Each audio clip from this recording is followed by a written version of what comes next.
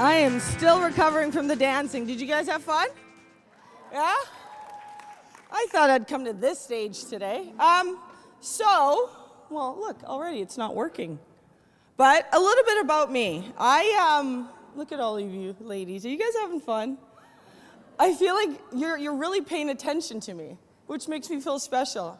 Okay, so me, everybody, we talked about this positive story, but I'm going to come up here and I'm going to tell you a little bit about myself. But most importantly, I want you to find out where you are in this story. Because the next section we're going to get into is you're going to start telling your own story. Don't be terrified. It's the easiest thing. It's your life. You've lived it, right? Yeah? Yeah? So me, this is me. Nobody ever believes it. I was shy. Yep, shy. Couldn't get me to speak. Stuck to my mother's side. I just observed the world. I grew up in Dominica. It's a small island in the Caribbean, and I moved to Canada when I was 8 years old. Anybody from Maple Ridge here? I know there are some. Anybody from Maple Ridge here? Woo! Right, about 45 minutes that way. But bullied, first day of school, a kid put a firecracker in my hand and it went off. And I was just looking for friends. And I remember telling my parents, you are the worst parents in the world. Why would you do this to us? But it was the beginning of me learning what it was like to get comfortable with being uncomfortable. My first moment of feeling valued was football or soccer. And I got invited to a sleepover. Everybody usually asks, how did you get into football? I got asked to go to a sleepover and they were going to play soccer the next day. Can you believe that?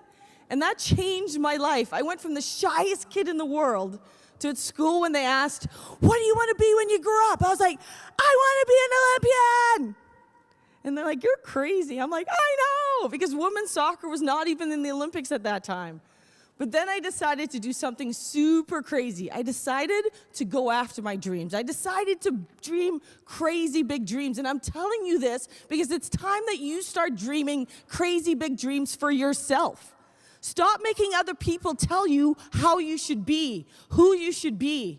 It's time to start dreaming dreams that people don't even see, but you see the future. But for me, it wasn't always easy. U15, BC team, here we go. In the van with all my friends. Yeah, we're gonna go try out. Then guess what happened? The list came out. And all of my friends made it except for me. I was the one brave enough to tell the world what I was going to be. I was the shy girl who now was confident. So why? But I'll tell you one thing. Being cut was the best thing that ever happened to me. Because I remember in the car, my dad was there and he was driving and my mom was like, it's okay, I love you. And my dad's like, and I'm like, Dad, cry with me. What's wrong? He turned and he said, what are you going to do about it? You're going to let this one person determine your future. The next year, I did 15 minutes more every single day. Think about that.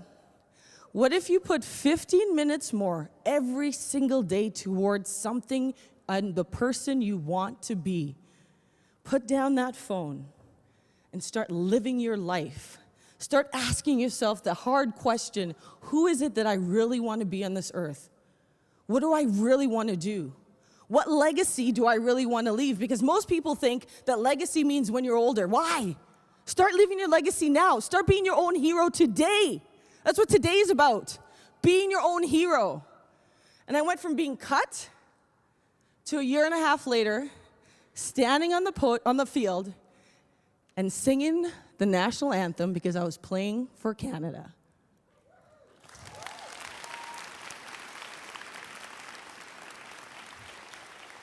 Yep, there's me acting shy again.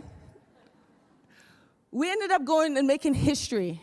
In 2011, those of you who follow football, I keep saying football, sorry, soccer, we came dead last. You ever worked for anything in your life, worked everything, gave up everything, and just it didn't work out?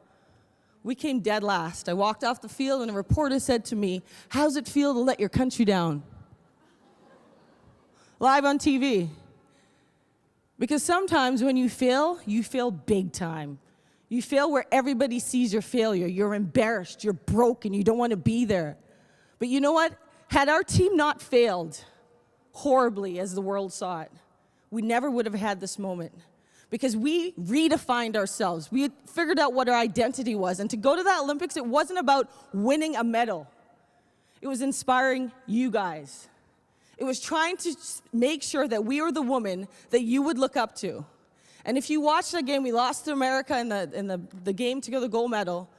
And it was interesting because you guys sent us videos telling us to bring home that medal. So it's interesting. Sometimes in life, the people who you go to inspire end up inspiring you. And I say that to you right now because right now you're looking at me and you inspire me. Right now, you inspire other people, but sometimes we lose sight of that. We lose sight of that because the world wants to tell us, or Instagram likes wants to tell us, or in the boardroom they want to tell us something else. Don't lose sight that you are there to inspire people. Yeah, that's me. I'm so mature. My greatest honor is not this medal, though. I have to be honest with you.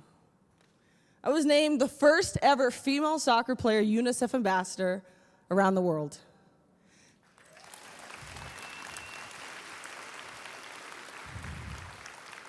And I'll tell you why that meant something to me. I traveled to Honduras, middle of nowhere, got out. Remember, I'm this girl from Maple Ridge, BC, right? Maple Ridge. And Honduras had 44 deaths that night in the city. It was a horrific scene. But I did a camp for 200 young girls. And in front of 200 young girls, this dirt gravel road where you and I would be like, let's just talk. They were putting down their 13 and 14-year-old babies. Imagine being 13 and 14 and already being a mother. And they showed up. And the thing is about life, the biggest thing is to show up. They'd never see me play in a World Cup and Olympic Games. I just showed up. And here I am in the middle of this city I can't pronounce right now because I always butcher things. But these 5 girls were wearing a gray jersey with holes in them, little rips. And as I'm sitting here jumping in front of 200 young people being like, what are we going to do today? These jerseys showed up. You want to know something? Those 5 gray jerseys were Golden Air Soccer from Maple Ridge, BC. And it hit me. Thank you. I was doing exactly what I was meant to be doing. And I tell you that story because you all have a story like that. If you start to live your life, if you start to be bold, if you start to be who you are, you will have a moment like that.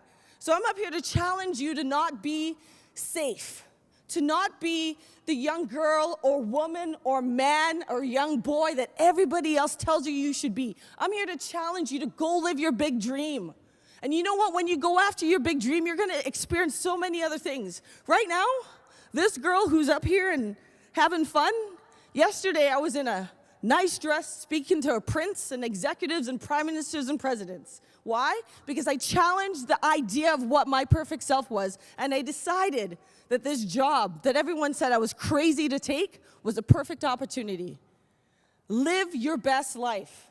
I'm now in charge of helping grow soccer in 41 countries. Exactly, huh?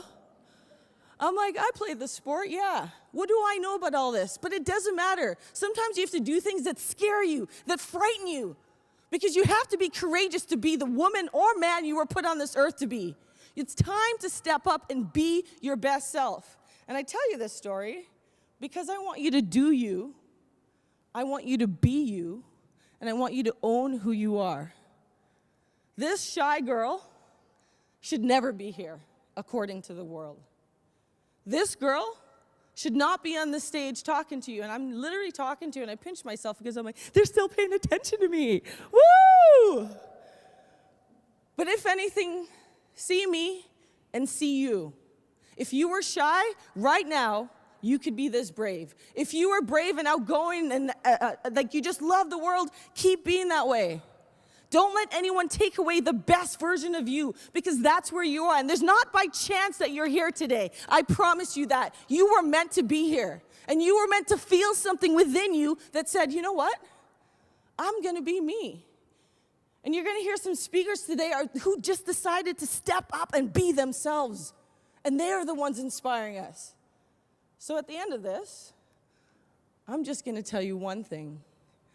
Be the best version of yourself. Wake up in the morning and decide, I'm going to be the best me. And you know what? Every day is not going to be peaches and cream. It's not going to be glorious. It's not going to be everything. Some days are going to be difficult. But be the best version of you in it. In difficulty and triumph, be the best you. Can we do that?